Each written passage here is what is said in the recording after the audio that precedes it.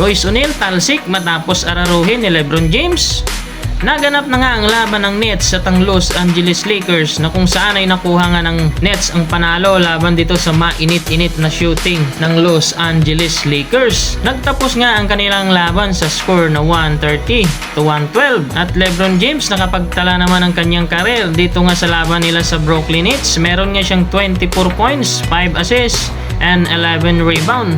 Naging maganda naman ang kanilang umpisa, ngunit sa second half ay doon nga sila nagka-problema dahil kung saan ay maganda ang kanilang shooting, mas lalo na ang Brooklyn Nets. Kung saan ay may sagot itong si LeBron, ganon din naman itong Brooklyn Nets. Dahilan yan upang hindi makakalayo ang Los Angeles Lakers.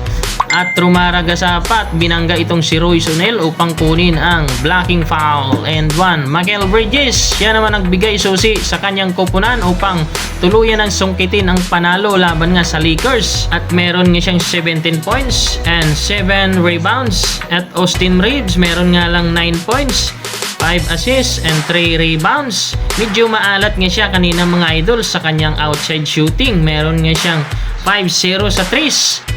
And Cam Thomas, ito pa ang isa sa dahilan upang kunin ang malaking lamang sa Los Angeles Lakers. Umabot pa nga ito mga idol ng 20 puntos. At Anthony Davis nakapagtala naman ang kanyang career high, 26 points, 6 assists, 12 rebounds. Anong masasabi nyo mga idol sa panalo ng Brooklyn Nets laban nga dito sa Los Angeles Lakers? Mag-iwan ng comment, click like and subscribe.